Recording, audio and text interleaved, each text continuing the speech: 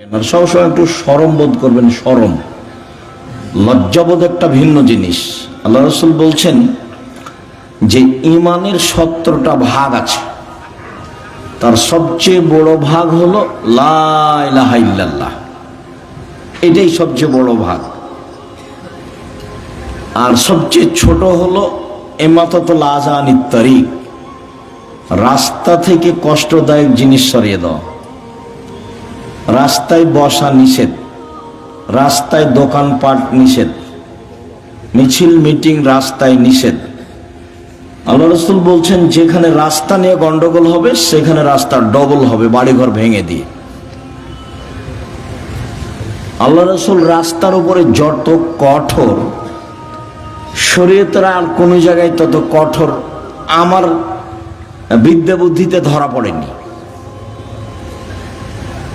রাস্তার উপরে আল্লাহ রাসূল যত শক্ত, যত কঠোর।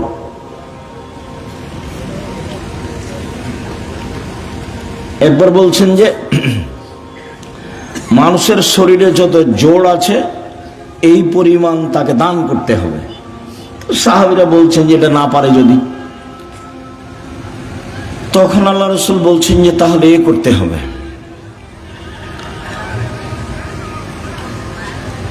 রাস্তা থেকে কষ্টদায়ক জিনিস সরিয়ে দিতে হবে। তাহলে শরীরের যত জোড় আছে সব জোড় সমান দান করা হয়ে যাবে। তো রাস্তার ব্যাপারে আল্লাহ রাসূল খুব শক্ত।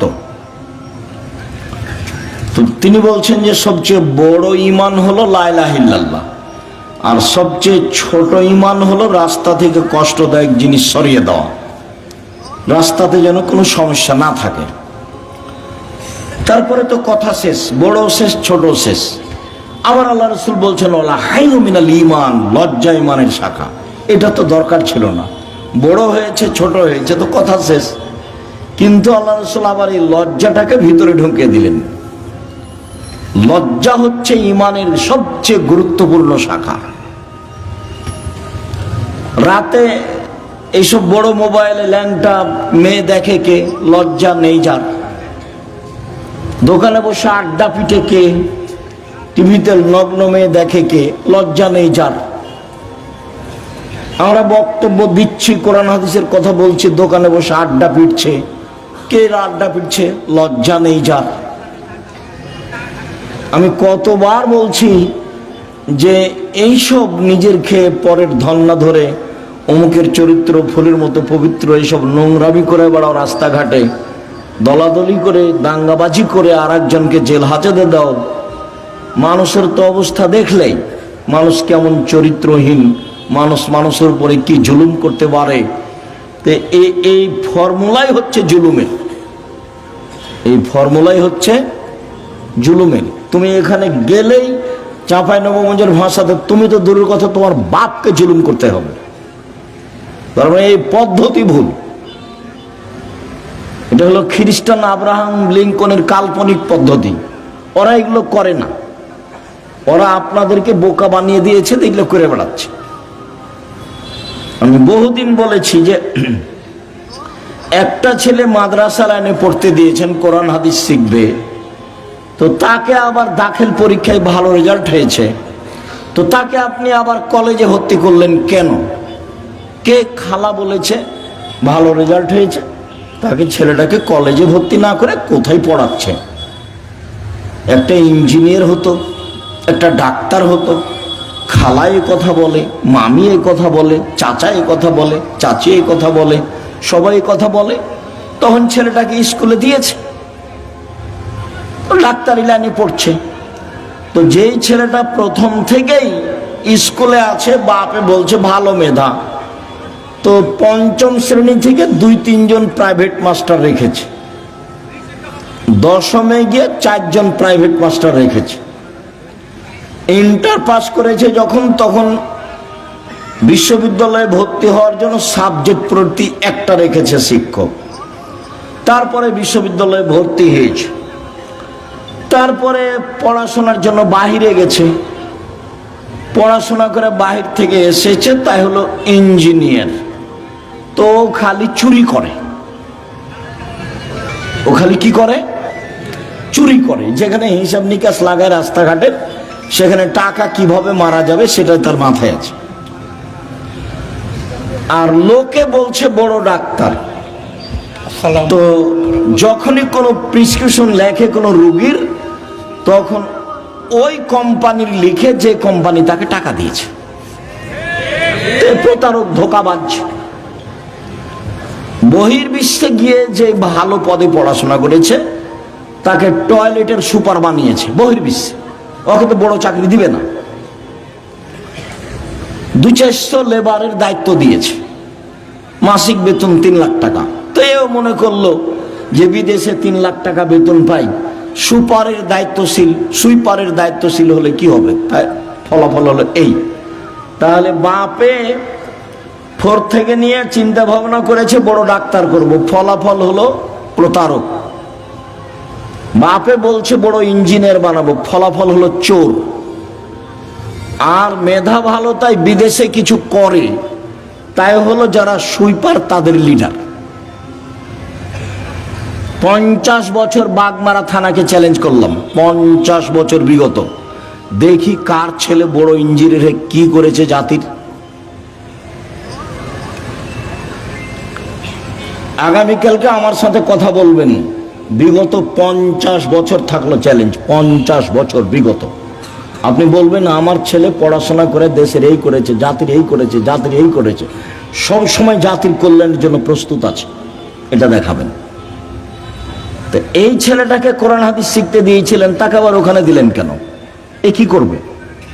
যাকে সব সময় প্রাইভেটে রেখেছেন সেটাই হলো না, তারই ফলাফল এই। আপনাকে আমি বহুদিন শুনিয়েছি বাগমারার মাটিতে। আপনার ছেলেকে তো আমি খুব ভালোভাবে চিনি। ওই যে সেদিন এসেছিল, প্যান্টটা টাকানোর নিচে ছিল, দাড়ি চাঁচা ছিল, সিগারেট হাতে ছিল, গলায় টাই ছিল, গাড়ি থেকে নামলো, বৌমা একটু পরে নামলো, হালকা হালকা গায়ে কাপড় আছে, নাতনি একটু পরে নামলো, গায়ে কোনো কাপড়ই নাই, গাড়ির পিছন দিকে কুকুর আছে। এই তো আপনার পড়াশোনার ফলাফল। আমি 35 বছর থেকে মাঠে আছি, 90 সাল থেকে এখন পর্যন্ত এদেশের কোনো মানুষ আমাকে ওই ঘরে ঢোকাতে পারেনি যে ঘরে ছবি মূর্তি আছে। আর আমি তো করোনার 5 পয়সা দাম দিইনি। যারা করোনার ওষুধ বের করেছে তারা একদিনও করোনা দেয় না, টিকিট দেয় না ওরা। ও তো আপনাকে বিকলাঙ্গ করার কৌশল। আপনার ছেলে মেয়ে হলে অ্যাডনর্মাল হবে, ওটা তো আসলে ও আপনার ফিলিস্তিনের মানুষ মারে, ও আবার আপনার কল্যাণ চাই। মাথায় কি গোবর আছে? ও আপনার কল্যাণ চাইবে কিভাবে? এটা আপনি কি দিয়ে বুঝলেন? সে আপনার জানের শত্রু, সে আপনার মানের শত্রু, সে আপনার টাকা পয়সার শত্রু, সে আপনার সবকিছুর শত্রু। সে আপনাকে ঔষধ দিয়ে ভালো করে রাখবে, জীবনে কোনোদিন যেন আপনার এই হয় না, সেই হয় না, হেপাটাইটিস হয় না, কি হয় না। এ তো পাগল বানিয়েছে আপনাকে। তাই সব স্কুলের ছেলেকে স্কুলের মেয়েকে টিকে দিতে হবে, পালাক্রমে এসেছে। কত বুঝাইছে ভালো করে, এটা নিতে হবে, সেটা নিতে হবে, এটা ভালো, সেটা ভালো। বলে কত টাকা বেতন পান আপনি? এত আপনি বলছেন কেন? বল হিসাব। সম্মানিত দিনী ভাই বোন, মরণকে স্মরণ করতে পারে যে সে হলো হুঁশিয়ার মানুষ। আল্লাহ রাসূল বললেন যে কবর জিয়ারত করো, তাহলে মরণ স্মরণ হবে। মাঝে মধ্যে কবরের পাশে যেতে হবে, বাপের, মায়ের, আত্মীয় স্বজনের কবরের পাশে গিয়ে হাত তুলে দোয়া করতে হবে এবং ভাবতে হবে আমিও এই কবরের সদস্য। আল্লাহ রাসূল বলছেন কুন ফি দুনিয়া কান্নাকা গরীব, তুমি দুনিয়াতে থাকো তুমি যেন অপরিচিত, তোমাকে কেউ চিনে না। অত বেশি চিনলে তোমার অহংকার আসতে পারে। আবের সাবেলিন, অথবা তুমি পথিক, রাস্তায় যেতে যেতে গাছের নিচে বসেছো, একটু ক্লান্ত সেই জন্য, তারপরে তুমি হাঁটতে লাগবে। এই হলো দুনিয়া। অন্যথায় তুমি নিজেকে ভাবো আমি কবরের একজন সদস্য। হাদিস বুখারী মুসলিম। এভাবে মুহাম্মদ সাল্লাল্লাহু আলাইহি ওয়াসাল্লাম বলেন। তো নিজেকে একজন কবরের সদস্য ভেবে যে কয়েকদিন বেঁচে থাকি, মারামারি বাদ দিয়ে, হইচই বাদ দিয়ে, নিজে উপার্জন করে নিজে খাই। বহুদিন বলেছি 4টা জিনিস: 5 ওয়াক্ত সালাত, কোরআন তেলাওয়াত, হালাল রুজি, আড্ডা না পিটা, জান্নাত হবে ইনশাল্লাহ। আড্ডা পিটা চিরদিনের জন্য হারাম। ওই যে দোকানে বসে আড্ডা পিটছেন, এটা হারাম। ওই যে মোবাইল নিয়ে সারাদিন সারা রাত ল্যাংটা বেটি ছেলে দেখছেন, এটা হলো আড্ডা পিটা, এটা হলো হারাম। ওইদিকে তোমার মা দেখে, এদিকে তোমার বাপ দেখে, ওই ঘরে তুমি দেখো, ওই ঘরে তোমার বোন দেখে, তাহলে পুরো বাড়িটা জেনাই সয়লাভ বন্যা। তাহলে চরিত্র কোথায় আছে? এই আবার মোবাইলও ওদেরই, সব ফাংশন তাদের, ওরা বলে বন্ধু। সুদের যত পথ আছে, দুঃখিত সম্মানিত দিনী ভাই বোন, যে যেখানে আছেন, অল্প সময় কথা বলি। আপনার সাথে কিছু গুরুত্বপূর্ণ কথা বলতে এসেছি। মানুষের জীবনে সবচেয়ে জরুরি কাজ 5 ওয়াক্ত সালাত। মানুষের জীবনে জরুরি হিসাবে এর চেয়ে জরুরি কোনো কাজ নেই। সেটা হজ হোক, জাকাত হোক, জমি চাষ হোক, চাকরি হোক, ব্যবসা হোক, বাণিজ্য হোক, হাইকোর্ট হোক, জজ কোর্ট হোক, পৃথিবীর এমন কোনো কাজ নাই যেটা মানুষের জন্য নামাজের সালাতের চেয়ে বেশি জরুরি হতে পারে। এটুকু আপনার বোঝা উচিত। আপনি আমার ভালোবাসায় এসেছেন এখানে, আপনি তো 5 ওয়াক্ত সালাত আদায় করেন না। করা উচিত, করতেই হবে। বহুদিন বলেছি, অজু করে সালাত আদায় করতে হয়, তো পানি নেই, তায়াম্মুম করে করেন। মাটি নেই, তো অজু ছাড়া তায়াম্মুম ছাড়াই সালাত আদায় করেন। কেবলার দিকে মুখ করে সালাত আদায় করতে হয়, কেবলা বোঝা যায় না, কেবলা ছাড়াই করেন। দাঁড়িয়ে সালাত আদায় করতে হয়, দাঁড়িয়ে থাকা যায় না, বসে করেন। বসে থাকা যায় না, তো শুয়ে শুয়ে পড়েন। পরিষ্কার কাপড় পরে সালাত আদায় করতে হয়, পরিষ্কার নেই, যাতে পেশাব পায়খানা লেগে আছে সেটা পরেই পড়েন। পরিষ্কার অপরিষ্কার কোনো কাপড়ই না, উলঙ্গ অবস্থায় আছি, তো উলঙ্গ অবস্থাতেই পড়েন। গাড়িতে উঠে আছেন, শিকল ধরে আছেন, ঠেলের ঠেল মানে না গাড়িতে, দাঁড়ানো অবস্থায় আছেন, এই অবস্থায় সালাত আদায় করতে হয়। যুদ্ধের সালাতগুলো এসেছে যে একটা নিয়ম এসেছে যে একদল শত্রুর মোকাবেলা আছে আর একদল এখানে সালাত আদায় করছে। 1 রেখাত এরা, 1 রেখাত ওরা, রাসূলের 2 রেখাত, তারপর ওরা নিজে নিজে 1 রেখাত পড়ে শেষ করলো। আর একটা এসেছে শত্রুর মুখে দাঁড়িয়ে আছে, এভাবে সালাত আদায় করছে, শত্রুর মুখের উপর আছে, এভাবে সালাত আদায় করছে। তো রাসূল সাল্লাল্লাহু আলাইহি ওয়াসাল্লাম সালাতের উপরে এত সোচ্চার ছিলেন, যেই সালাত আমার আর আপনার ছেলে মেয়ের কোনো হিসাবে নেই। খাচ্ছে, পেশাব করছে, পায়খানা করছে, দিন কাটছে পশু প্রাণীর মতো, গরু ছাগলের মতো। আর দল করার ব্যাপারে ঠিকই আছে, আর মানুষের বদনাম আর গীবত করার ব্যাপারে, বিরোধিতা করার ব্যাপারে, শত্রুতা করার ব্যাপারে ঠিকই আছে। কত সুন্দর করে ছবি দিয়ে রাস্তাঘাটে তুলে রেখেছে, কি যে দেখাইতে চাচ্ছে। মানুষের ক্ষতি করে বেশি দিন বেঁচে লাভ নাই। আমার জীবনে আমি 2টা কাজ খুব চেষ্টা করি জীবন বাজি রেখে টিকে থাকা, খুবই কঠিন। তার একটা হলো, আমি আমার জীবনে মানুষের কোনোদিন প্রতিশোধ নেব না, ইনশাআল্লাহ। সে যা পারে করুক, যা পারে বলুক। পারিবারিক ভাবে হোক, জমি জায়গার ব্যাপারে হোক, সামাজিক ভাবে হোক, দল সংগঠন ভাবে হোক, মানুষের কোনোদিন প্রতিশোধ নেব না। আর মানুষের পিছে পড়বো না, বদনাম করবো না। আমাকে ধুয়ে ছেড়ে দেখ না কেন, ও নিয়ে আমি মাথা ঘামাই না। বলেছে হ্যাঁ, আমাকে এভাবে বলবে মানে, এরকম আমার মাথায় কাজ করে না। বরং আপনাকে আমি কতদিন বললাম, কেউ যখন গালি দেয় তখন আবার বন্ধ করলে আমি আবার পাল্টা রিং দিয়ে বলি যে ভাইজান, গালি কি আরো বাকি ছিল? হয়তো বা মোবাইলে টাকা শেষ হয়ে গেছে, নাকি গালি দিয়ে নেন। প্রতিশোধ নিয়ে লাভ নাই, ওর পিছনে পড়ে লাভ নাই। আমার আব্বা বলতেন, যে ছেলে মেয়ে দুনিয়াতে এসেছে ভাগ্য ছেড়ে এসেছে, তাই তাদের চিন্তা করতে হবে। আমি এখন বলি আব্দুল্লাহ, আব্দুর রহমান, আব্দুর রহিমের চিন্তা করতে পারে কি ভাগ্য ছেড়ে এসেছে? ওরা ভাগ্য নিয়ে আসেনি, ওদের তাকদিরে কিছু লেখা আছে তো নাকি? যেদিন আল্লাহ মানুষ সৃষ্টি করেছেন সেদিন 4টা জিনিস লিখেছেন, হায়াতাহা ও মাউতাহা ও রিজকাহা ও মাসায়েবাহা, তার মরণ, তার জীবন, তার রুজি, তার অসুখ বেসুখ। করোনা লেখা থাকলে হবেই। 4টা লেখা আছে, 1 মরণ, 2 জীবন, 3 রুজি, 4 রোগ ব্যাধি।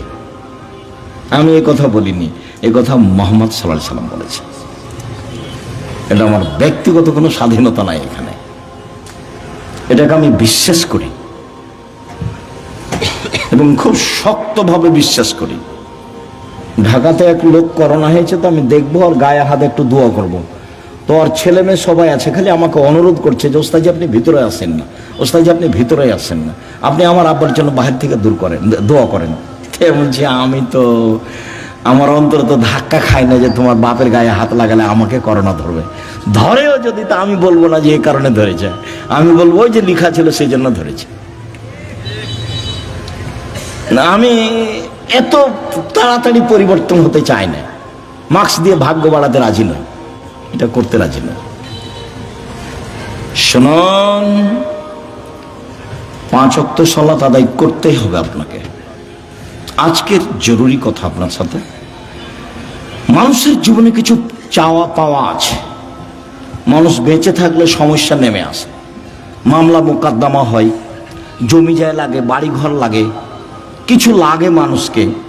তো মানুষ আল্লাহকে বলতে শিখো।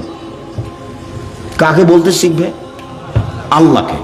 ও পারে, আর ও যা করে তাকে কেউ ঠেকাতে পারে না, আর ও ঠেকিয়ে দিলে কেউ করতে পারে না। আমার কাছে যে কত প্রমাণ আছে, মাঝে মধ্যে বলি না, 2013 সালের 24শে আগস্ট রোজ মঙ্গলবার সকাল 11টার সময় হাঁটাবো, বীরহাটাবো, রূপগঞ্জ, নারায়ণগঞ্জ, ঢাকায় বলেছিলাম আমার হাতে টাকা নাই, এ কথা সত্য, এখানে প্রতিষ্ঠান গড়বে, এ কথা সত্য, ইনশাল্লাহ গড়বেই গড়বে। প্রতিষ্ঠানটা প্রায় এখন 100 বিঘা জমির উপরে, 100 বিঘা। 2016 সালের 17 ফেব্রুয়ারি রোজ বুধবার বিকাল 4টা 4:30টার সময় বলেছিলাম এই ডাঙ্গিপাড়ায়, সেই প্রতিষ্ঠান এখন প্রায় 50 বিঘার উপরে অবস্থান করে, 50 বিঘা। এবছরের জানুয়ারিতে ছাত্র ছিল 2200, প্রায় 5000 ছেলে মেয়ে পড়াশোনা করে, 300 জন শিক্ষক শিক্ষিকা, প্রতি মাসে বেতন লাগে 40 লক্ষ। অথচ আমি নিজেকে মনে করছি আমি হলাম কচুর পাতার পানি। কচুর পাতার পানি বুঝেন না? একটু বাতাস আসলে কেমন হয়, এই পড়লো, এই পড়লো, এই পড়লো। মানে আমি ভিত্তি দিয়ে, বংশ দিয়ে, নিজের ব্যবসা দিয়ে, ক্ষমতা দিয়ে জামিয়া সালাফিয়া চালাই না। চলে কিভাবে আমি নিজে বুঝতে পারি না, তা আমার আবার ক্ষমতা কি? সম্মানিত দিনী ভাই বোন, 6-7 নভেম্বরে আছে, একদিনের ভালোবাসা গড়াইন না, নইলে আমি তো তখন আর আসতে চাইব না। মাঝে মধ্যে যাবেন, ভালোবাসা গড়াবেন, পত্রিকা নেবেন। আপনার টাকা দিয়ে এতগুলো পত্রিকা ছাপে, কত জানো? প্রায় 16,000 পত্রিকা ছাপে, আল ইতেসাম পত্রিকা। তা আপনি মনে করেন না যে আমার টাকা দিয়ে ছাপাই, আপনার টাকা দিয়েই ছাপাই। তাহলে আব্দুল রাজ্জাক সাহেব কই, আমার বাঘ মারা বাড়ি, আমি তো কোনোদিন টাকা দিইনি। তা আপনি দেননি, কেউ দেয় না, এটা হয় কিভাবে? প্রায় 500-র অধিক এতিম এবং অসহায় মানুষ আছে, তাদের রুজি হয় কিভাবে? কেউ দেয়, নাহলে কিভাবে হয়? ওখানে কি মারিয়ামের মতো আল্লাহ দিয়ে যায়, জিবরাইল দিয়ে? মারিয়ামের খালু জাকারিয়া বলছে, মারিয়াম এ কি ফল? অসময়ের ফল যে শীতের দিনে রাজশাহীর ফজলি আম, ফজলি আম ছিল না, এমনি বলছি, শীতের দিনে অসময়ের ফল। তখন মারিয়াম বলছেন, হাযা মিন ইনদিল্লাহ, এগুলো কোথা থেকে এসেছে? আল্লাহর পক্ষ থেকে এসেছে। এমন তো আর এখন নয়, মানুষই দেয়। এত বড় প্রতিষ্ঠান মানুষের সহযোগিতাই চলে। অবশ্যই যাবেন। 6 তারিখ 7 তারিখে দেশ বিদেশের আলেম ওলামা থাকবেন। আর ইবতেসাম এলাহি জহির, এহসান এলাহি জহির পাকিস্তানের ছেলে ইবতেসাম এলাহি জহির থাকবেন। আরও কে কে থাকবেন আমি এটা জানি। সম্মানিত দিনী ভাই বোন, রাতের সালাত রাসূল সাল্লাল্লাহু আলাইহি সাল্লাম বলেন, ইন্না শায়তান ইয়াকিদু আলা রাসিয়াতি আলা কাফিয়াতি রাস আহাদিকুম। যখন তোমাদের কোনো ব্যক্তি রাতে ঘুমায় তখন শয়তান তার মাথায় চুলে গিরা লাগায়, 3টে গিরা লাগায়, চুল থাক আর না থাক, চুলে গিরা লাগায়।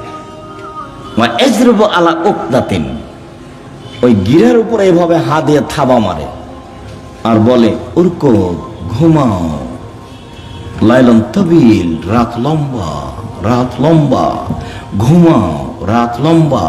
এভাবে শয়তান এরকম করে। ফাইনিস্তাই কাজা আহাদকুম, তোমাদের ব্যক্তি যদি এখন কেউ ঘুম থেকে উঠে যায়, জেগে যায়, যাকার আল্লাহ, তারপর বলে আলহামদুলিল্লাহিল্লাযী আহয়ানা বাদা মা মাতানা, ওই লাইন দেশে ওই আল্লাহর প্রশংসা যে আল্লাহ আমাকে মরণ দেওয়ার পরে জীবন দিল। একটু আগে মরণ দিয়েছিল, এখন আবার কি করলো? জীবন দিল। ওরই আমি প্রশংসা করছি। এইটুকু বললেই একটা গিরা খুলে যাবে। শয়তান যত বড় পাওয়ারফুল ক্ষমতার অধিকারী হোক না কেন, আমি দোয়া পড়েছি, ঘুম থেকে উঠে গিরা খুলে যাবে।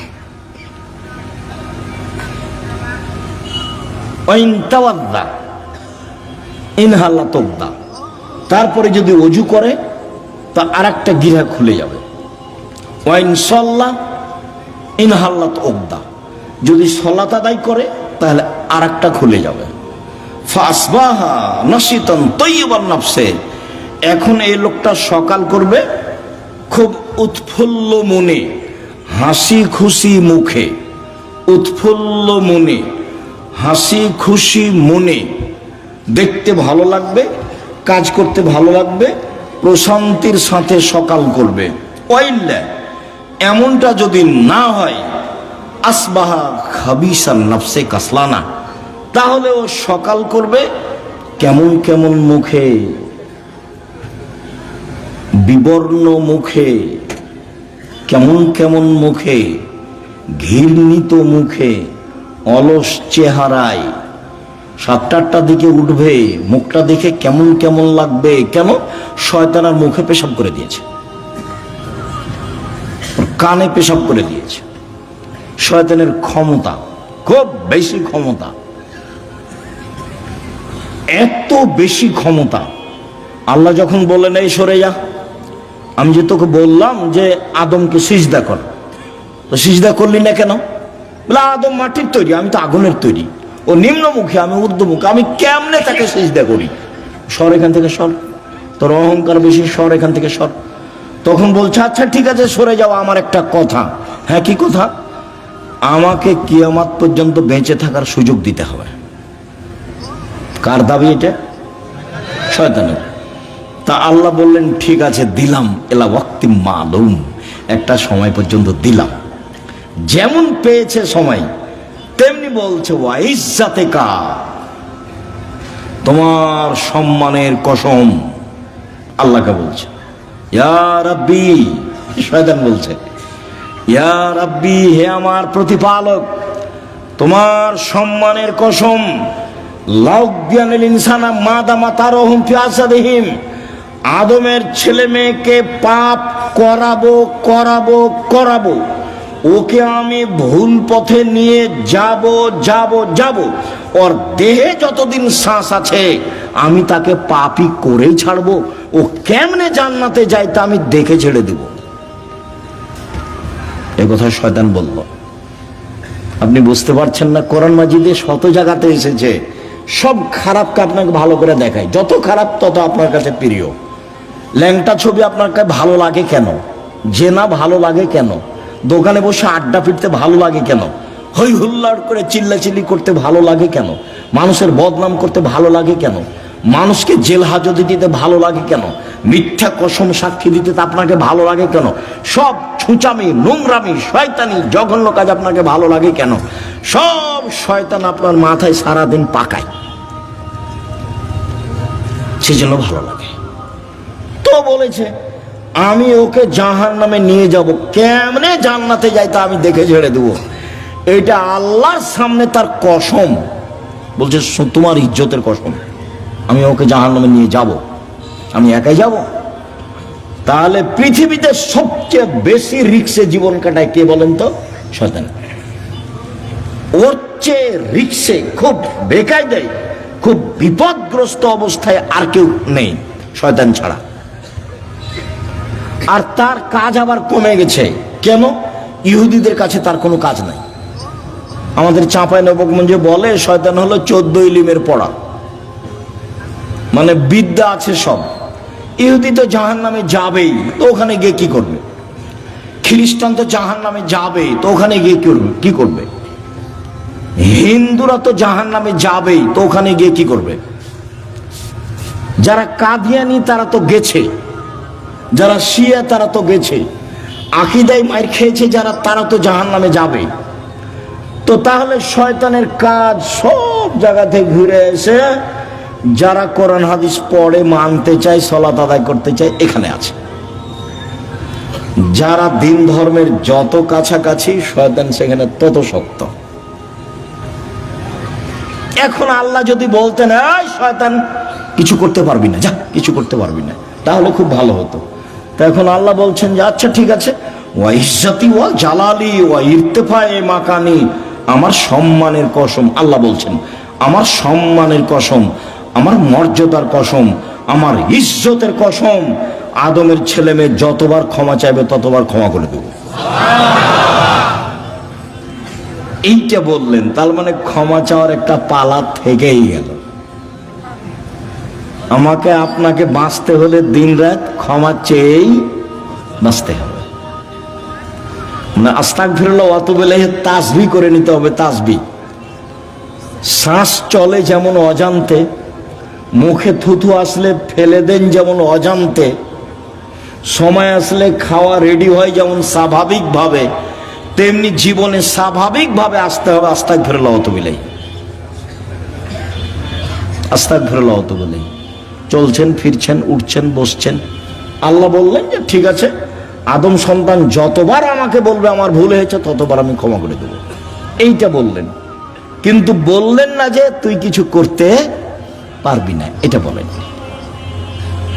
তখন আল্লাহ রাসূল বলছে কুল্লু বানি আদম খাত্তা, আদম সন্তানই পাপী, খায়রু খাত্তাইনা তাওবুন, সবচেয়ে ভালো আদমের ছেলে মেয়ে সেই যে বলে আস্তাগফিরুল্লাহ ওয়া আতুবু ইলাইহি, আস্তাগফিরুল্লাহ আল্লাযী লা ইলাহা ইল্লা হুয়াল হাইয়ুল কাইয়্যুম ওয়া আতুবু ইলাইহি রব্বিগফিরলি ওয়া তুব আলাইয়া ইন্নাকা আনতাত তাওয়াবুল গফুর। আল্লাহুম্মা আনতা রাব্বি লা ইলাহা ইল্লা আনতা খালাকতানি ওয়া আনা আবদুকা ওয়া আনা আলা আহদিকা ওয়া আদিকা মাসতাতাতু আউযু বিকা মিন শাররি মা সানাতু আবু লাকা বিনিআমাতিকা আলাইয়া আবু বিযামবি ফাগফিরলি ফাইন্নাহু লা ইয়াগফিরু যুনুবা ইল্লা আনতা। এই ছেলে, আমাকে কাজ দেখাচ্ছ, ধৈর্যের পরিচয় দাও। আমাদের এখানে কোনো কেচ্ছা কাহিনী নেই, নির্বাচনও আসেনি, অল্পক্ষণ ধৈর্যের পরিচয় দিবেন, কাজ দেখায়েন না, যেটা আমি পছন্দ করি না। আমি আপনার জন্য এসেছি, আমি আব্দুর রাজ্জাক বিন ইউসুফ, আপনি আমাকে টাকা দিয়ে নিয়ে এসেছেন এমনটা মাথায় থাকলে ভুল হয়েছে। সম্মানিত দিনী ভাই বোন, যদি রাতে না উঠে তাহলে শয়তান তার মুখে কানে পেশাব করে। আয়েশা রাদিয়াল্লাহু তাআলা আনহা বলেন কানা নবী সাল্লাল্লাহু আলাইহি সাল্লাম ইসাল্লি ফিমা বাইনা ইয়াফরুগু মিন সালাতিল ইশা ইলাল ফজর 11 রাকা ওয়া ইসাল্লামু মিন কুল্লি রাকাতাইন ওয়া ইউতির বিওয়াহিদাতিন। এশার পর থেকে নিয়ে ফজর পর্যন্ত সময় আল্লাহর নবী 11 রাকাত রাতের সালাত আদায় করতেন। 11 রাকাত, কখন থেকে কখন? এশার থেকে নিয়ে ফজর পর্যন্ত। তাহাজ্জুদ পড়ার সময় শুরু হয়ে যায় এশার পর থেকেই ফজর পর্যন্ত সময়। হ্যাঁ, রাত 3 ভাগের 2 ভাগ পার হওয়ার পরে মানুষ পড়ুক, এটা সবচেয়ে উত্তম। কিন্তু সময় শুরু হয়ে যায় কখন থেকে? এসার পর থেকে না ফজর আযান পর্যন্ত। আল্লাহর নবী 2 রাকাতের পরে সালাম ফিরতেন, 2 রাকাত পড়ে সালাম ফিরতেন, 2 রাকাত পড়ে সালাম ফিরতেন। 1 রাকাত বিতর পড়তেন। 1 রাকাতের হাদিস অনেক বেশি। আপনার জন্য বইটা লিখেছিলাম, রাসূল সাল্লাল্লাহু আলাইহি ওয়াসাল্লামের সালাত বনাম প্রচলিত সালাত। আপনি নিয়ে পড়েন কিনা সেটা আমি জানি না। কৃপণতা দেখায়েন না, ফল ভালো হবে না। 16,000 পত্রিকা ছাপানো হয়, ওটা নয়, ওখানে টাকসাল নাই, ওখানে সবকিছু মেশিন দেওয়া হয় না, মানুষ আছে, কর্মচারী আছে, টাকা খরচ করেন আপনি। অতএব আপনি পড়বেন। 50টা প্রশ্নের উত্তর আছে। আমি পরিশ্রম করি আপনার জন্য দিনরাত। আলেম ওলামা আছে, প্রেস আছে, টাকা পয়সা খরচ হয়। এমনি অনেক বই আছে, তার মধ্যে আল ইতিসাম পত্রিকা, জামিয়া সালাফের মুখপাত্র পত্রিকা। 20, 25, 30 টাকা আপনার কাছে ভারী হোক, এটা আমি চাই না, এটা আমি কামনা করিনি। আমি মনে করছি বই কিনবেন, পড়বেন, বন্ধু বান্ধব, আত্মীয় স্বজন, খালা ফুফু সবকে দিবেন, যারা আছে আত্মীয় স্বজন তাদেরকে দিবেন। যে আব্দুল রাজ্জাক সাহেব সালাতের পর বইটা লিখেছেন, দেখেন তো, 1 রাকাত বেতর, 3 রাকাতের হাদিস বুখারী মুসলিম, 5 রাকাতের হাদিস বুখারী মুসলিম, সব একটানা। 3 রাকাত একটানা, 5 রাকাত একটানা। বিকল্প কি সেটা আপনাকে আমি বলতে চাইনি। আমি আপনাকে বলতে চাইছি বুখারী মুসলিমের হাদিস এইভাবে। বুঝাতে পারিনি মনে হয়। সম্মানিত দিনী ভাই বোন, উমামা বাহিলী রাদিয়াল্লাহু তাআলা আনহু বলেন, রাসূল সাল্লাল্লাহু আলাইহি সাল্লাম বলেছেন, আলাইকুম বিকিয়ামিল লাইল, পৃথিবীর মানুষ, তোমাদের রাতে সালাত আদায় করা জরুরি। আল্লাহ নবী বলছেন, আমি বলিনি এই কথা। পৃথিবীর মানুষ, মহিলা পুরুষ, তোমাদের রাতে সালাত আদায় করা জরুরি। কেন? হুয়া কুরবাতুন লাকুম ইলা রাব্বিকুম, রাতে সালাত আদায় করলে তোমরা তোমাদের প্রতিপালকের নিকটে হতে পারো। রাতে সালাত আদায় করলে তোমরা তোমাদের প্রতিপালকের নিকটে হতে পারো। 2, মুকাফফিরাতুন লিসায়াত, রাতে সালাত আদায় করলে পাপ মিটে যায়।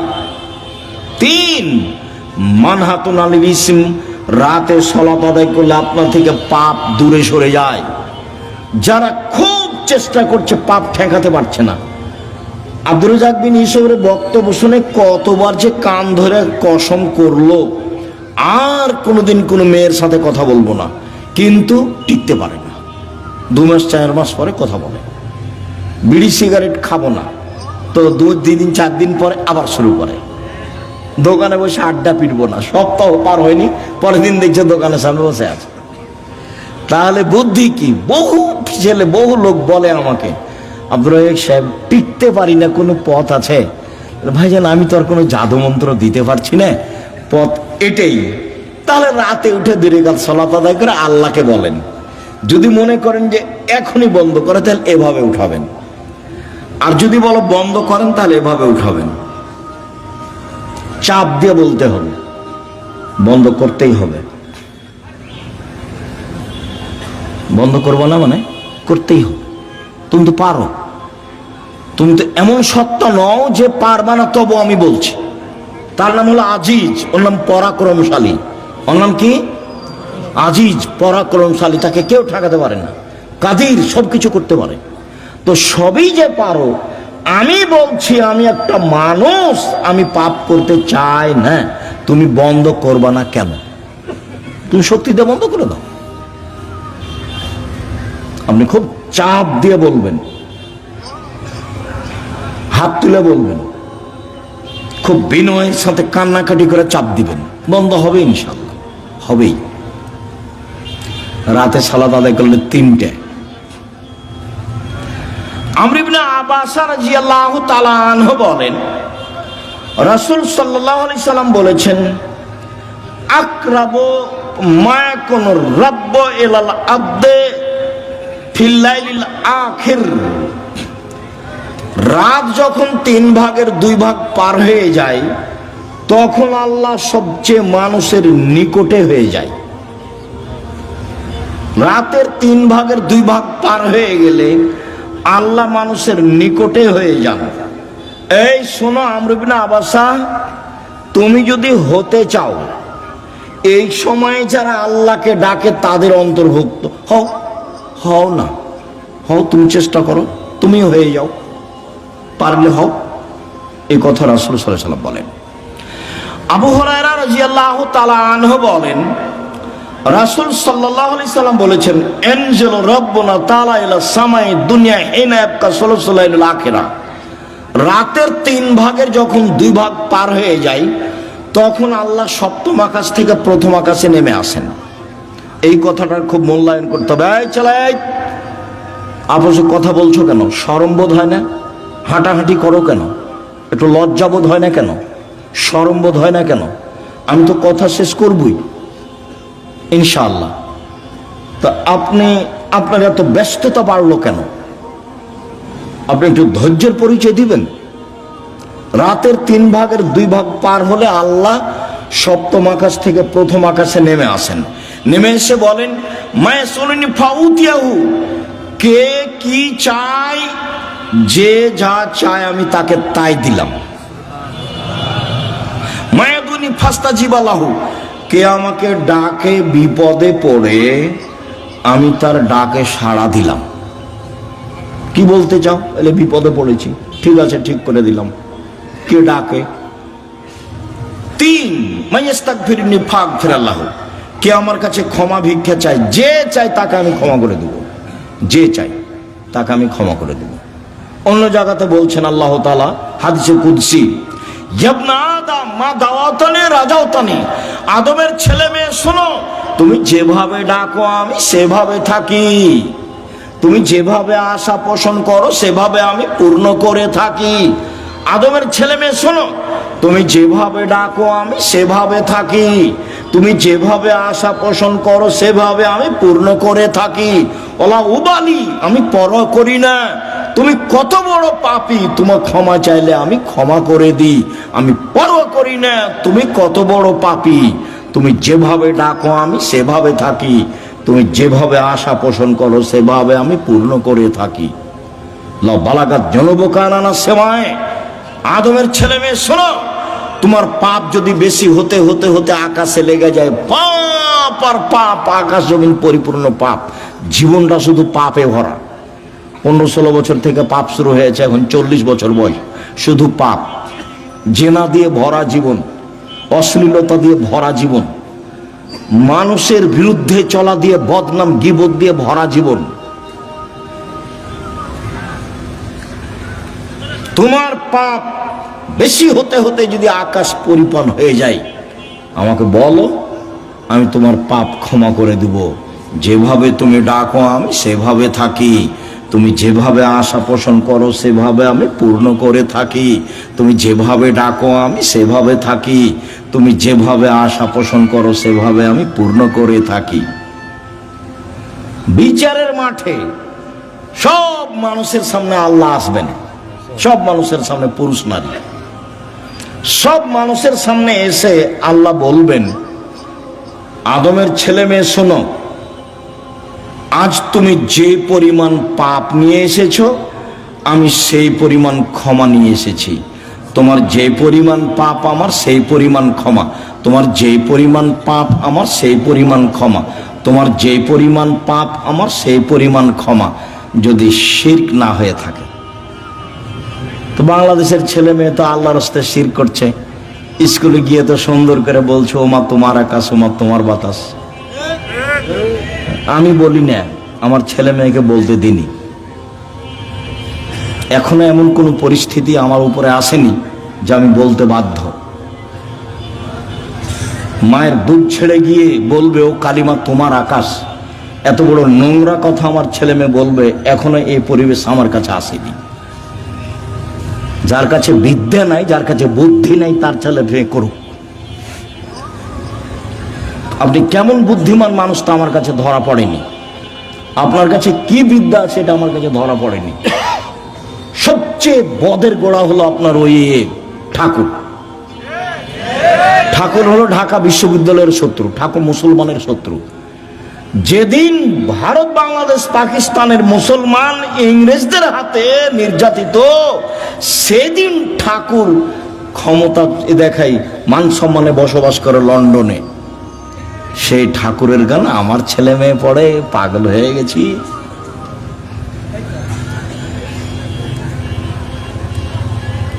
তো অবাক হয়ে গেল। নিজের ঘরের ওই কি বলছে গো, ব্রয়লার মুরগি জ্বালিয়ে দিয়ে ইন্ডিয়া থেকে মুরগি নিয়ে আসতে হবে, মানে মাথায় গোবর আছে। নিজের মুরগি কি করতে হবে, জ্বালিয়ে দিতে হবে, ওখান থেকে ডিম আনতে হবে। এত উল্টা বুদ্ধি, এটাও একটা উল্টা বুদ্ধি। চেষ্টা করো না কেন? কই বাগমানের ছেলে মেয়ে নাকি জেনারেল লাইনে পড়ে ইঞ্জিনিয়ার হয়ে বড় ডাক্তার হয়ে জাতির উপকার করেছে। কোথায় উপকার করেছে? পুঠিয়া থানা না? তো পুঠিয়া থানার ছেলে মেয়েরা খুব ভালো পড়াশোনা করেছে, অনেক কিছু করেছে। আমি তো বলছি প্রায় 30 বছর থেকে, আমি তো 30 বছরের ওই সেই কত বালানগরে এসেছিলাম বহুদিন আগে, সেদিন আমি বলেছি তোর বাপের আকাশ। সব সময় বলছি, আমি তো ঘৃণা জানাই। সম্মানিত দিনী ভাই বোন, রাতে উঠে আল্লাহকে কিছু বলতে হবে। আল্লাহ আমার আর আপনার কথা শোনার জন্য প্রতীক্ষমান। আল্লাহ নেমে আসেন আমার কথা শোনার জন্য, আর আমি ঘুমিয়ে থাকি, তাহলে এটা কেমন হলো? বুঝাতে পারলাম না কথা মনে হয়। আল্লাহ নেমে আসেন আমার জন্য, আর আমি কি করি? ঘুমিয়ে থাকি। একটা কথা মধ্যে মনে রাখিয়েন, আমি ঘুমিয়ে থাকি এর অর্থ এই নয় যে সবাই ঘুমিয়ে থাকে। সবাই ঘুমিয়ে থাকে না। কেউ না কেউ আল্লাহকে বলে যে ঠিক আছে তাহলে আমাকে এটা করে দাও, ঠিক আছে তাহলে এটা আমাকে করে দাও, এভাবে বলে। আমর ইবনে আস রাদিয়াল্লাহু তাআলা আনহু বলেন, রাসূল সাল্লাল্লাহু আলাইহি সাল্লাম বলেছেন, মান কামা বিআসরি আয়া লাম ইগফাল মিনাল গাফিলিন। কেউ যদি রাতে উঠে 10টা আয়াত পড়ে, 10টা, তাহলে সে গাফেল নয়, এটা লিখে দেওয়া হবে। 2, মান কামা বিমিআ আয়া কুতিবা মিনাল কানিতিন। কেউ যদি 100 আয়াত পড়ে রাতে উঠে সলাতে, 100 আয়াত, তাহলেও পরহেজগার মানুষের অন্তর্ভুক্ত লিখে দেওয়া হবে।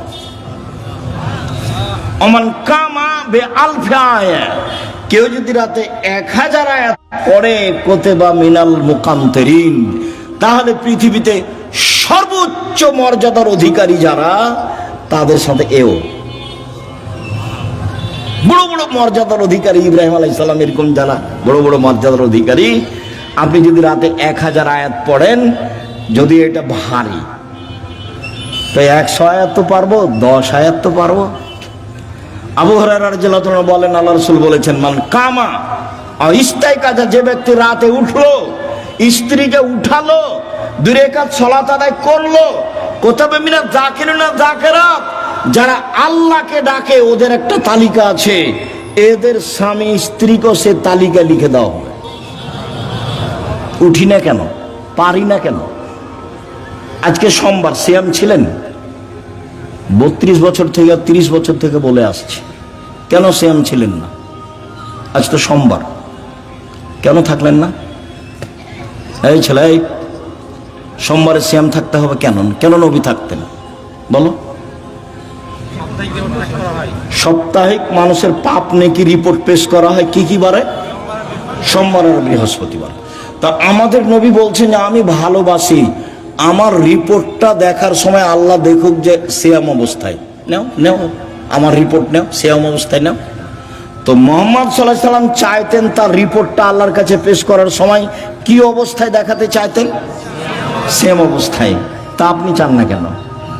মুরব্বী ভাইজান, আপনি সিয়াম ছিলেন আজকে? চুপ হয়ে যাচ্ছেন কেন? এই কি সুলি ফাঁসি নাকি? এই কি হাইকোর্ট জজকোর্ট নাকি? আদাত হয় না কেন? অভ্যাস হয় না কেন? ওইটা বাদ দিয়ে এটা করেন। বৃহস্পতিবার সোমবার সিয়াম থাকার চেষ্টা কর। আর রাসূল আদর্শ দিয়ে গেলেন, আর আমি এমনি দুনিয়া থেকে চলে গেলাম, জীবন পার করলাম, তাহলে হবে? তাহলে হবে না।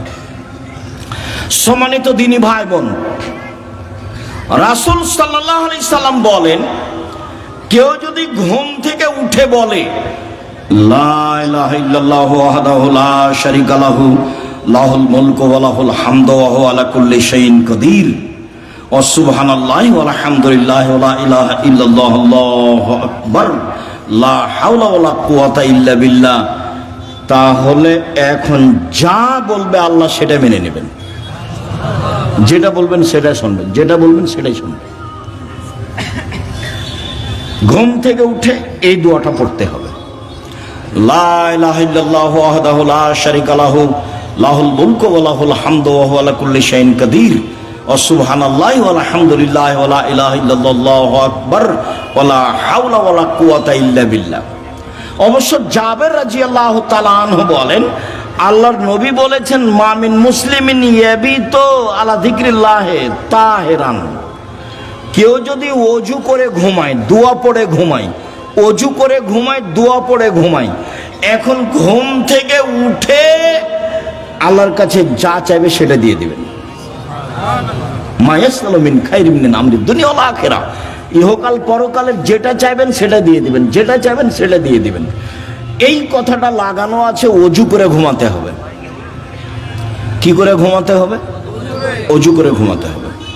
জি উপস্থিত দ্বীনি মুসলিম বোন, বুঝতে পারছেন কিছু? না হইচই করে এসেছেন আর হইচই করে যাচ্ছেন? কিছু আল্লাহকে ডাকতে শিখুন, বলতে শিখুন। আল্লাহ রাসূল বলছেন যে কুরাইশদের মহিলারা সবচেয়ে উত্তম। কেন? দুইটা কাজে তারা বেশি আগ্রহী, যত্নবান। এক, নিজের ছেলেকে লালন পালনে তারা খুব যত্নবান, এই জন্য সবচেয়ে ভালো। দুই, স্বামীর সম্পদকে হেফাজতে খুব সতর্ক, এই জন্য ভালো। আল্লাহ রাসূল বললেন যে একজন মহিলা ভালো হতে পারে তার দুইটা গুণে।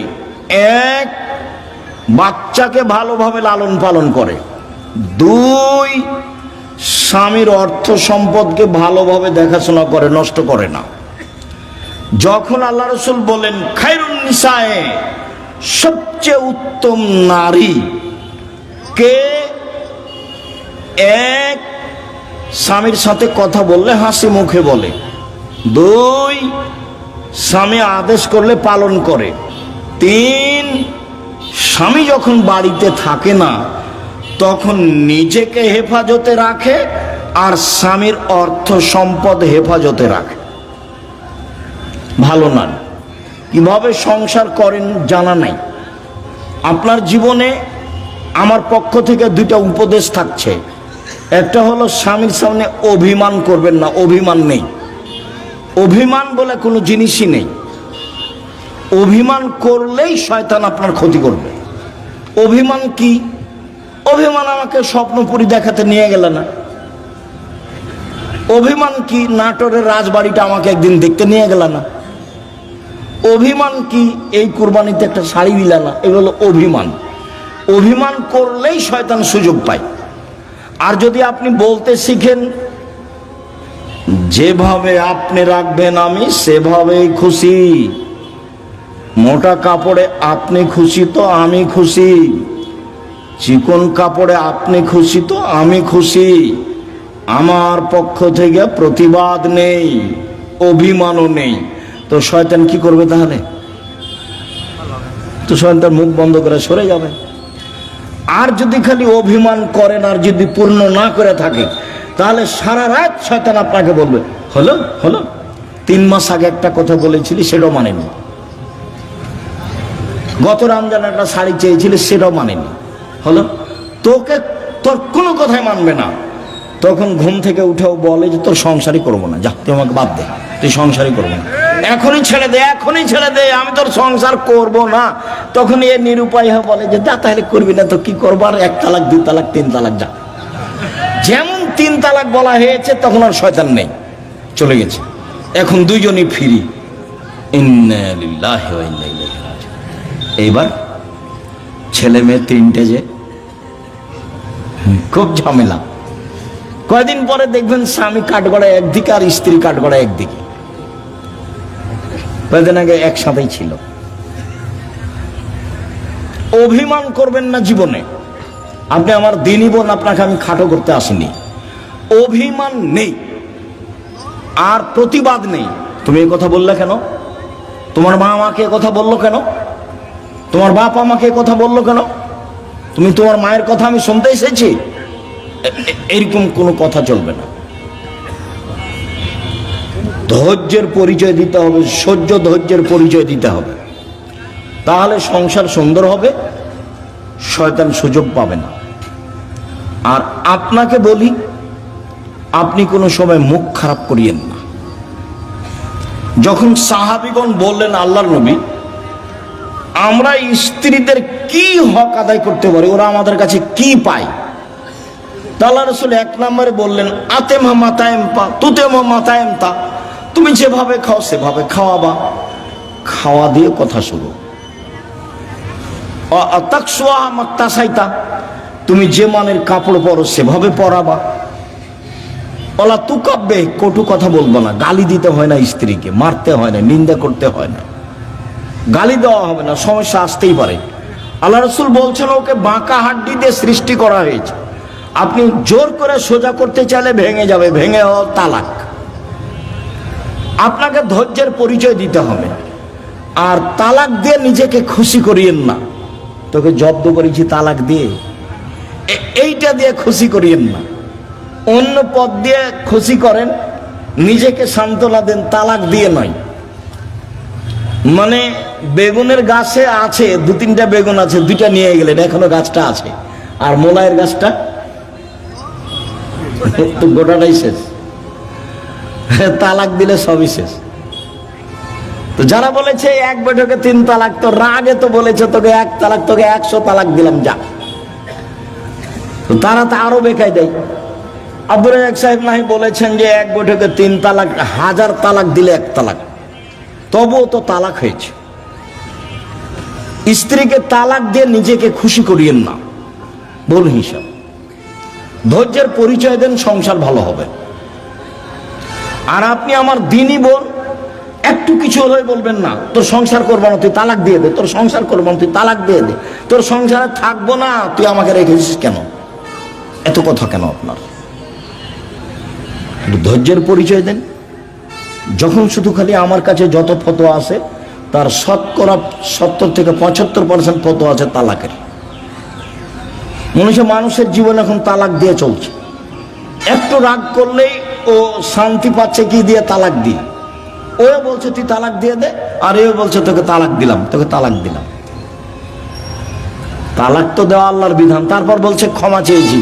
ওকে হুজুর নাকি বলেছে যে তালাক দিয়ে ক্ষমা চেয়েছে, তার মানে হুজুরকে ক্ষমা চাইতে হবে আল্লাহর কাছে। তালাক দিয়েছে সেটা তো আর পাপ নয়, সেখানে ক্ষমা চাইতে হবে কেন? বলে আমাদেরকে তওবা পড়িয়ে মিল করে দিয়েছে, বলে হুজুরকে তওবা করতে হবে। এখন হুজুরকে তওবা করতে হবে যে তালাকের তওবা পড়িয়ে মিল করে দিয়েছি। তো তালাকের তওবা কেন? তালাক তো আল্লাহর বিধান। তালাক কার বিধান?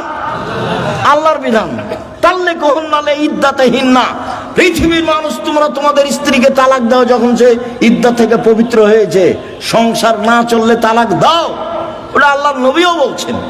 তো সেখানে পাপ হলো কি করে যে তওবা পড়িয়ে তাদেরকে একসাথে করে দিল? তালাক তো একটা বিধান। মানুষের সংসার শেষ পর্যন্ত যদি নাই চলে তাহলে এই পথে ফিরে আসতে হবে। সম্মানিত দিনী ভাই বোন, বলছিলাম 1 মানগত খাবার দিবেন, 2 মানগত কাপড় দিবেন, 3 গালি দিবেন না, নিন্দা করবেন না, 4 কটু কথা বলবেন না, মারবেন না, 5 নিজের বাড়ি ছাড়া কোথাও থাকতে দিবেন না। আপনার বাড়িতে থাকবে, আপনার স্ত্রীটা যে আপনার মাথায় থাকে যেন, হাট বাজারে তাকে যেতে হবে না। আর আপনি মহিলা মানুষ হাটে যান কেন, বাজারে যান কেন? আপনার স্বামী মরেছে, দেবর মরেছে, ভাসুর নেই, দেবর নেই, শ্বশুর নেই, বাপ নেই। যেদিনই কোনো শিক্ষক আমাকে বলে আব্দুর রাজ্জাক সাহেব 2 দিন ছুটি নিতে হবে, কেন? আমার ছেলের আঁকিকা। তখন আমি বলছি আপনার বাপ আছে? বলে হ্যাঁ আছে। শ্বশুর আছে? হ্যাঁ আছে। তো কি ব্যাপার, বাপের সাথে কথা হয় না নাকি? বলে হ্যাঁ হয়। তো আঁকিকার জিম্মেদারি আপনার মাথায় কেন? আপনার বাপের সাথে সম্পর্ক কেমন? আপনি টাকা দিয়ে বলেন আব্বা এটা খাসি কিনে নিয়ে আসেন, 2টা খাসি কিনে নিয়ে এসেন, আঁকিকা দেন, আপনার বাপও খুশি হবে। হ্যাঁ বেশ, আমার আর ছেলে আমাকে বলেছে ছেলের কাজ করতে বাপকে খুব ভালো লাগবে। তে মাথা পরি করতে যাচ্ছে। বাপ মা তো আছে, শ্বশুর শাশুড়ি তো আছে, দেবর ভাসুর তো আছে, গোটা বংশ আছে, বোনের ছেলে আছে, ভাইয়ের ছেলে আছে, দেবর আছে, ভাসুর আছে, শ্বশুর আছে, বাপ আছে। তো আপনি কেন বাজারে গেলেন? কেন যাবেন? কেন যাবেন আপনি? আপনার পা বড় হলো কেন? কে বলেছে আপনি পরহেজগার? আপনার গায়ে তো ফ্যাশন বোরকা দেখা যায়। আপনি হাটে বাজারে ঘুরে বেড়ান, স্বামীর সাথে মুখামুখি কথা বলেন, এরর সাথে কথা বলেন, আপনি পরহেজগার? কে বললো আপনি পরহেজগার? মৌলিক হিসাব দেখবেন, তাকওয়া 1 মিনিট। এই ছেলে খেয়াল করে এদিকে, তাকওয়া পরহেজগারিতে দেখাচ্ছে। যা জিবরাইল ইলান নবী সাল্লাল্লাহু আলাইহি সাল্লাম, জিবরাইল নবীর কাছে আসলেন। নবীর কাছে এসে বলছেন হাজিহি খাদিজা, এই যে খাদিজা, এই যে খাদিজা আতাত, এই যে আসছে, এই যে খাদিজা আসছে। মাহা এনাউন, তার সাথে আছে একটা পাত্র। ফিহে এদামুন তম, তাতে আছে তরকারি, তাতে আছে খাদ্য, তাতে আছে তরকারি, তাতে আছে খাদ্য। ও আপনার কাছে এটা নিয়ে আসছে। শোনেন, মোহাম্মদ সাল্লাল্লাহু আলাইহি সাল্লাম জিবরাইল বলছেন। কে বলছেন বলেন তো? জিবরাইল বলছেন। কাকে বলছেন? আমাদের নবী মোহাম্মদ সাল্লাল্লাহু আলাইহি সাল্লাম বলছেন ফাকরা আলাইহা সালাম মিন রাব্বিহা ওয়া মিন্নি, ওকে বলে দেন খাদিজা আল্লাহ তোমাকে সালাম দিয়েছে। খাদিজা, জিবরাইল তোমাকে সালাম দিয়েছে। ও বাশশারা বাইতিন ফিল জান্নাহ মিন সাকাবিন, আর বলে দেন খাদিজা তোমার জন্য জান্নাতে একটা ঘর বানানো হয়েছে হীরা মুক্তা মাণিক্য দিয়ে। লা সাখাবা ফিহে ওয়ালা নাসাবা, সেখানে নেই কোনো হইচই, নেই কোনো কষ্ট ক্লেশ ক্লান্তি, সেখানে নেই কোনো হইচই হই হুল্লাড়, সেখানে নেই কোনো কষ্ট ক্লেশ দুঃখ দুর্দশা, কিছু নেই। বলে দেন 3টা কথা। 1, খাদিজা আল্লাহ তোমাকে সালাম দিয়েছে। 2, খাদিজা জিবরাইল তোমাকে সালাম দিয়েছে। 3, খাদিজা তোমার জন্য একটা জান্নাতে ঘর বানানো হয়েছে, জিবরাইল বলেন আমাকে। দেখলেন, খাদিজা একজন মহিলা মানুষ কি করেছেন, কি করেন এমন? খাদিজা কি করেন এমন? আব্দুর রাজ্জাক সাহেব সেই তো আমরা তো বুঝতে পারছি না কি করেন এমন। তাহলে দেখি আরো 2টা কথা বলি আপনার সাথে, দেখি কিছু ধরা পড়ে নাকি। ইব্রাহিম আলাইহিস সালাম তার স্ত্রী সারাকে নিয়ে এক এলাকা পার হচ্ছিলেন। ইব্রাহিম সালামের স্ত্রী পৃথিবীর ইতিহাসে সবচেয়ে সুন্দরী মহিলা সারা, এ কথা মুহাম্মদ সাল্লাল্লাহু আলাইহি সাল্লাম বলেন। তো ইব্রাহিমকে বলা হলো যে আপনার স্ত্রীকে স্বৈরাচার সরকার ডেকে পাঠিয়েছে। তো ইব্রাহিম আলাইহিস সালাম চেষ্টা করলেন কিন্তু রক্ষা হলো না। পৃথিবীর 2য় মহামানব ইব্রাহিম আলাইহিস সালাম শেষ পর্যন্ত বললেন যাও, স্বৈরাচারী সরকার তোমাকে ডেকে পাঠিয়েছে, যাও। তো ভিতরে ঢুকতেই ওই স্বৈরাচারী সরকার দাঁড়িয়েছে, হাত বাড়িয়েছে, গায়ে হাত লাগাবে সেই জন্য। তখন সারা বলছেন এই থামো, আগে অজু হবে, 1, 2 রাকাত সালাত হবে, তারপরে কোনো কথা।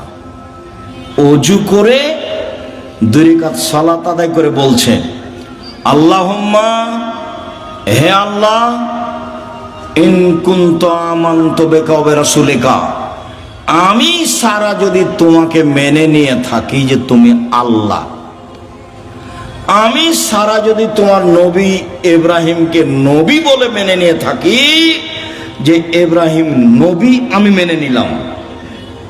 3, আমার জিন্দেগিতে যদি আমি আমার লজ্জা স্থানকে আমার স্বামী ছাড়া কাউকে ব্যবহার করতে না দিয়ে থাকি, এই কথা 3টা যদি আমার সত্য হয়ে থাকে, নির্জনে এই স্বৈরাচারী শাসক যেন আমার গায়ে হাত লাগাতে না পারে। কথা শেষই হয়নি, উল্টে পড়ে গেছে ও। দেখলেন না ইমানের দাবি কেমন? পারবেন? হাটে বাজারে হ্যাঁ করে হাঁটছেন না, ঘুরে বেড়াচ্ছেন, কি দিয়ে হবে? বাড়িতে যাবেন, টিভি চলছে, স্বামী তো কেমন আপনি ভালো জানেন। আপনার স্বামীকে আমি খাটো করে কষ্ট আপনাকে দিতে চাই না, তবে আপনার স্বামী কাপুরুষ আমার কাছে ধরা পড়ে, এটা ঠিক।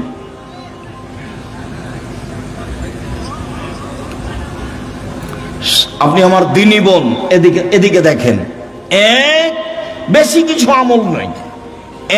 আমি নবীকে মেনে নিয়েছি, আমাদের নবী মুহাম্মদ সাল্লাল্লাহু আলাইহি ওয়াসাল্লাম আমরা মেনে নিয়েছি, আমাদের নবীকে মুহাম্মদ সাল্লাল্লাহু আলাইহি ওয়াসাল্লাম আমরা মেনে নিয়েছি। 2, আল্লাহকে মেনে নিয়েছি যে তুমি আছো, সবকিছু করতে পারো, তুমি আজিজ, এ তো মেনে নিয়েছি। 3, জিন্দেগিতে জেনা করিনি, এইটা আমাকে দিতে হবে, দিয়ে দাও। আল্লাহ বলেন ঠিক আছে দিব। ও মানুষ, আমি মানুষ নাই, ও পারে আমি পারি না, তাকে দেয় আল্লাহ, আমাকে কেন দেয় না? দিবেই তো, দিতে হবে। আমি যেটা চাচ্ছি সেটা আল্লাহকে কি করতে হবে? দিতেই হবে। দেরি হলেও দিতে হবে, দিতেই হবে। আমি মানুষ, আমি অধিকার রাখি। আমি পাপী হলে কি হবে? আমি তো বলছি আমি গুনাহগার, তুমি আমাকে ক্ষমা করো, এটা আমাকে দিয়ে দাও। আমি তো বলছি, আমি তো মানুষের কাছে চাইনি, ধর্ণা ধরে বলিনি যে এই করেন সেই করে দেন, তুই আপনি কত ভালো মানুষ, আপনি অমুককে দিয়েছেন, এ তো আমি কাউকে বলতে যাইনি, আপনাকে বলছি, তোমাকে বলছি, করে দাও। এদিকে দেখেন, হাজেরা বলছেন যে ইব্রাহিম আলাইহিস সালাম আমাকে কাবা ঘরের পাশে রেখে চলে যাচ্ছে, তা আমি পিছে পিছে হাঁটছি আর বলছি, আইনা তাজহাবা ইব্রাহিম, ইব্রাহিম আপনি কোথায় যাচ্ছেন? আইনা তাজহাবা ইব্রাহিম, ইব্রাহিম আপনি কোথায় যাচ্ছেন? অর্থাৎ রুকুনা বিহাযালদি লাইসা ফি ইনশাআল্লাহ শাই, আপনি আমাকে এমন একটা উপত্যকায় ছেড়ে যাচ্ছেন যেখানে মানুষজন তো নেই, পশু প্রাণী ঘাস পাতাও নেই, কিছুই নেই। আপনি আমাকে কিছু বলবেন না? এরকম নির্জন মরুভূমিতে রেখে যাচ্ছেন, না কথা বলছেন না, যেতেই আছেন। তো স্ত্রীও পিছে পিছে হাঁটছেন। এক পর্যায়ে বলছেন, আল্লাহ আমারাকা, আল্লাহ কি আপনাকে এইভাবে চলে যেতে বলেছেন? আপনি আমাকে কিছু না বলেই যাবেন? আর আপনি আমাকে তো বলবেন যে হাজেরা থাকো, কোনো সমস্যা নেই, 2 বছর 5 বছর পরে আসবো, দেখা হবে, কিছু তো সান্ত্বনামূলক বলবেন। কিছু না বলে চলে যাচ্ছেন, আল্লাহ কি আপনাকে চলে যেতে বলেছেন? তখন ইব্রাহিম আলাইহিস সালাম বলছেন, না, হ্যাঁ চলে যেতে বলেছেন। তখন তিনি বলছেন, ফালা ইউযাইয়িনুল্লাহু তাআলা, ঠিক আছে, আল্লাহ আমাকে ধ্বংস করবেন না। ধ্বংস করবেন না মানে উনি কি খেয়ে থাকবেন? আরে কয়েকশো কিলোমিটারের মধ্যে কোনো মানুষ নেই, দোকানপাট নেই, গাছপালা নেই, ঘাস পাতা নেই, কোনো কিছু নেই। তার আল্লাহর উপরে কত ভরসা। বলছে ঠিক আছে, তাহলে আল্লাহ আমাকে ধ্বংস করবেন না। তো ঘুরে এসে বাচ্চা দেখছেন, কি যে অবস্থা ছেলের, ব্যাগে যা পানি ছিল তা তো শেষ হয়েছে। কি যে হয়, সাফা পাহাড়ে উঠলেন, কোথাও পানির পথ নেই, দৌড়িয়ে নেমে মারোয়াতে গেলেন, কোনো পথ নেই। আবার বাচ্চা দেখতে আসলেন, 1 বার 2 বার 3 বার 4 বার 5 বার 6 বার 7 বার। এবার বাচ্চার দিকে আসছেন, ভাবছেন বাচ্চা মনে হয় মারাই যাবে, বুখারীর হাদিসে এভাবে এসেছে। হঠাৎ বলছে, কি চান? কে? আমার পানির প্রয়োজন। ঠিক আছে, পানির প্রয়োজন বলতেই জিবরাইল বাচ্চার পাশে, জিবরাইল নিজের পা দিয়ে আঘাত করলেন। বাচ্চার পায়ে আঘাত হয়েছে কথা মিথ্যে, বাচ্চার পায়ে জমজম চালু হয়েছে কথা মিথ্যে। জিব্রাইল নিজে পায়ের আঘাত করতে পানি একবারে জোরে ফুটে বের হতে লাগলো। তখন হাজেরা পানিগুলি থামাতে লাগলেন। জম জম মানে থামো, উনি বাঁধ দিয়ে পানিগুলো থামাচ্ছেন। আল্লাহ রাসূল বলছেন যদি হাজেরা পানি না থামাতেন তাহলে জমজমের পানি সারা পৃথিবীতে ছড়িয়ে পড়ত। এভাবে রাসূল সাল্লাল্লাহু আলাইহি ওয়াসাল্লাম বলছেন। আপনি মহিলা মানুষ নিরাশা হন কেন? আব্দুর রাজ্জাক সাহেব শোনেন, অনেক কথা ছিল আপনার সাথে, তো আপনার সাথে তো কথা বলতে পারি না। তো একটা কথা, সব সময় আপনার কথার মাঝে একটা কথা ফুটে উঠে যে মহিলারা জান্নাতে যাবেই। 1 5 ওয়াক্ত সালাত, 2 রমজান মাসের সিয়াম রোজা, 3 স্বামীকে মেনে চলা, 4 জেনায় লিপ্ত না হওয়া। তো আমাদের তো এরকম ঘটে গেছে, এখন কি উপায়? চিন্তা করবেন না, চিন্তার কিছু নেই। বুখারী মুসলিমের হাদিস থেকে আপনাকে পরামর্শ দিয়ে আলোচনা শেষ করবো ইনশাআল্লাহ। 1, আপনি আজ থেকে বন্ধ করেন, কোন ছেলে যদি আপনার সাথে কথা বলতে চায় তাহলে আপনি বলবেন ইন্নী আখাফুল্লাহ, আমি আল্লাহকে ভয় করি। তোমরাকে বলছি, মোবাইলে কোনোদিন আর মেয়ের সাথে কথা বলবা না, বলবো যে আল্লাহকে ভয় করি। খালি যদি আল্লাহকে ভয় করি এই কথা বলো তো পরকাল তো টিকবেই। পৃথিবীর কোন বিপদ তোমার সামনে এসে তোমাকে ধ্বংস করতে পারবে না। 1 2, জেনা বন্ধ, আজ থেকে বন্ধ। তুমি যদি এই সিদ্ধান্ত নিতে পারো জেনা বন্ধ, যে কোনো বিপদ থেকে বেঁচে যাওয়া। প্রমাণ দিতে পারবা? ওই যে বুখারী মুসলিম, ওই যে ঘটনা, 3 জন রাস্তায় হাঁটছিল, বৃষ্টি আসলো, গর্তে ঢুকে গেল, উপর থেকে পাথর এসে মুখটা আটকা পড়ে গেল। একজন বলল যে বাপ মাকে ভালোবাসি, পাথর সরিয়ে দেন। তা আল্লাহ বললেন দিলাম। একজন বলল যে একটা লোককে কাজে নিয়েছিলাম, অর্ধেক দিন কাজ করে চলে গেল, টাকা দিতে চাইলাম, নিল না। আমি ওর টাকা বাড়াতে তো অনেক গরু ছাগল করে দিলাম। একদিন এসে বলছে আমাকে টাকা দেন। আমি বললাম গরু ছাগল নিয়ে যাও। আমাকে বলছে মজাক করবেন না। না, মজাক করিনি, তুমি সবই নিয়ে যাও। সবই নিয়ে গেছে। তো এই কাজটা যদি ভালো করে থাকি পাথর সরিয়ে দাও, দিলাম। তার একজন বলছে আমার চাচাতো বোনের সাথে আমি জেনা করতে চেয়েছিলাম, তো আমাকে 200টা স্বর্ণ মুদ্রার কথা বলেছিল। আমার চাচাতো বোন ভেবেছিল আমি গরিব মানুষ, টাকা সংগ্রহ করতে পারবো না স্বর্ণ মুদ্রা। আমি হাড় ভাঙা পরিশ্রম করে লম্বা সময় 200 দিরহাম দেনার জমা করে তাকে দিলাম। আমি জেনায় বসেছি, জেনা করব। তখন আমাকে বলছে দেখ আল্লাহকে ভয় কর, আমাকে অসতী প্রমাণ করিস না। দেখ তুই আল্লাহকে ভয় কর, আমাকে জেনাকারিনী মহিলা হিসাবে গণ্য করিস না, আমাকে অসতী প্রমাণ করিস না। তা আমি অন্যায় করিনি, উঠে গেছি। তো দাও তাহলে পাথর সরিয়ে দাও। তো আল্লাহ বলছেন দিলাম। এ দেখেন, বুঝা গেল না কথা? আর এদিকে আল্লাহ বলছেন অনাহান নাফসা আনিল হাওয়া ফাইনাল জান্নাতা হিয়াল মাওয়া। কেউ যদি নিজেকে অশ্লীল কাজ থেকে ঠেকাতে পারে, আমি আল্লাহ তাকে জান্নাতুল মাওয়া দিলাম। আপনি রাতের লম্বা আলোচনা আছে, বক্তব্য রেকর্ডিংয়ে আছে, সেখান থেকে নেবেন। আপনাকে নেওয়ার জন্য আন্তরিকভাবে অনুরোধ জানিয়ে কয়েকটি জরুরি কথা, চলাচল বন্ধ করে কথা শুনবেন। আর আমি কোনো সময় আসলে আমার একটা অনুরোধ রক্ষা করবেন, কাজ মাথায় করে নিয়ে আসছেন না। আপনি যখন রাস্তায় হাঁটেন, গল্প করেন, তখন আপনার কাজটাকে আমি ঘৃণা করি, আমাকে ভালো লাগে না। আর আমি আমার কথার উপরে খুব বিশ্বাসী যে আমি কোরআন হাদিসের কথা বলি। আমার জীবনে আমি কোনোদিন রূপক অপ্রয়োজনীয় কথা বলিনি। তো আপনার হেঁটে বেড়াটা, আপনার গল্প করাটা, আপনার চায়ের স্টলে বসে থাকাটা, এটা আমি ঘৃণা করি। কাজে এই সময় আপনি আমাকে কাজ দেখাবেন না। কি করবেন? গিয়ে দোকানে বসে থাকবেন, নাহলে বউয়ের সাথে গিয়ে ঝগড়া লাগাবেন। কি কাজ আছে? আমি তো আপনার এলাকায় থাকি, যে আপনার কাজ আমি খুব ভালোভাবে বুঝি। আর জমি জায়গার চাষ যদি বলেন, তা আমার আব্বা কৃষক মানুষ ছিলেন, আমিও কৃষকতাকে ভালো বুঝি। জমি চাষ করা, কিভাবে ধান উৎপাদন হবে, কিভাবে আমার আব্বাকে আমি দেখেছি। কাজে আপনার কাজকর্ম আমি ভালো জানি। উপার্জনের পথ চারটা। এই ছেলে, উপার্জনের পথ কয়টা? চারটা। এক, দিন মজুরি, সন্ধ্যায় টাকা শেষ হবে। 2, চাকরি, 25 দিনে সাধারণত টাকা শেষ হবে। কয়দিনে? 25 দিনে, বাকি 5 দিন ধার কর্য করে চলবে। 3, জমি চাষ, মাস শেষে বছর শেষে লাভ লস সমান বা লস বেশি। এবার আলুতে খুব লস থাকলো। 4, ব্যবসা। তখন আল্লাহ রাসূল বলছেন, সত্যবাদী বিশ্বস্ত ব্যবসায়ীরা নবীর সাথে থাকবে।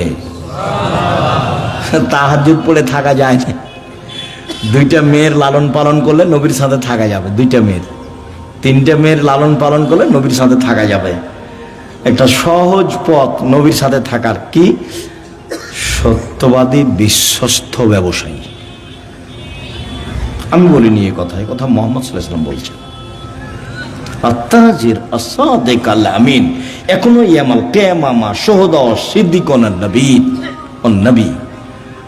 সত্যবাদী বিশ্বস্ত ব্যবসায়ীরা বিচারের মাঠে সিদ্দিক, শুহাদা, নবীদের সাথে থাকবেন। এটা আমার মুখের কথা নয়। 2, আত-তিজারাত মাল কিজওয়াল হালাফ। ব্যবসাতে মিথ্যা কথা এসে যায়, ব্যবসায় কসম চলে আসে। ফাসুবহু বিসাদকা, দান করে মিটিয়ে দাও। তো দিন মজুরি করলে তো দান করতে পারবেন না, ও তো সন্ধ্যায় টাকা শেষ হয়েছে। চাকরি করলে তো 25 দিনে গেছে, কয়েকদিন ধার কর্য করে গেছে। আর জমি চাষ করলে তো লাভ লস সবাই বুঝে। তাহলে কিছু করতে হলে কি করতে হবে? ব্যবসা, রিস্ক নিয়ে ব্যবসা করতে হবে। পিছু হটার কোনো সুযোগ নেই। আব্দুর রাজ্জাক সাহেব, আমি করেছিলাম 10 লাখ টাকা লস, চিন্তা করবেন না, পিছু হটার সুযোগ নেই, ব্যবসায় করতে হবে। তবে যে ব্যবসা ধরে আছেন সেটাকে সহজে বাদ দিয়ে আরেকটা করতে যাবেন না, ওটা আল্লাহ রাসূল না করেছে। হ্যাঁ, এইটার চেয়ে একটা ভালো ব্যবসা আপনি বুঝতে পারছেন আপনার বিদ্যা বুদ্ধি দিয়ে, তখন ওটা শুরু করবেন। একটা টোটালি ছেড়ে দিয়ে আরেকটায় যাবেন না, নাহলে মায়ের খাওয়ার সম্ভাবনা আছে। তাহলে রুজি উপার্জনের সবচেয়ে উত্তম পথ কোনটা? ব্যবসা। আমি চকলেট দিয়ে ব্যবসা করতে বলিনি, আমি বলেছি সবচেয়ে কম পয়সার ব্যবসা কি? চকলেট। আমি বলিনি যে চকলেটেরই ব্যবসা করতে হবে। আমি বলেছি শ্বশুরের কাছে যৌতুক নিও না, চকলেটের ব্যবসা করো। তা আমি কি চকলেটেরই ব্যবসা করতে বলেছি, না লোন লাগবে না? কিদের ব্যবসা কিসের করতে হবে? কম টাকার, তাহলে লোন নেওয়া লাগবে না। কলার ব্যবসা করতে বলেছি, লোন নেওয়া লাগবে না।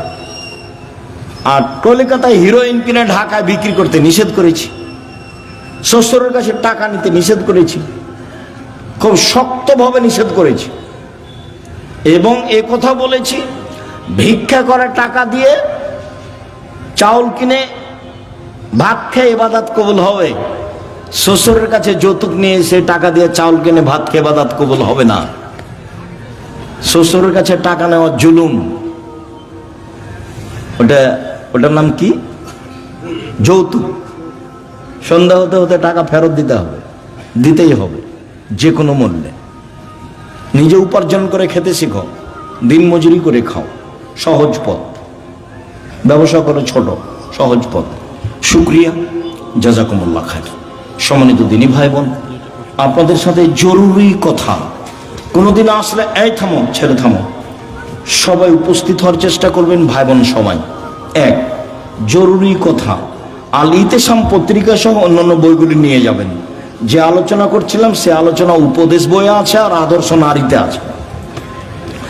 জরুরি কথা, সামনে মাসে 6-7 সম্মেলন, সবাই আসবেন, দেশ বিদেশের আলেম ওলামা আছে। 6-7 নভেম্বর সম্মেলন। আর জামিয়া সালাফে ভর্তির তারিখ হলো 1 জানুয়ারি। ডিসেম্বরে ফরম, 1 জানুয়ারি ভর্তি। সকলের কল্যাণ কামনা করে সকলকে পত্রিকা বই পুস্তক নেওয়ার জন্য আন্তরিকভাবে অনুরোধ জানিয়ে, বই পুস্তক পত্রিকা আছে কোথায়?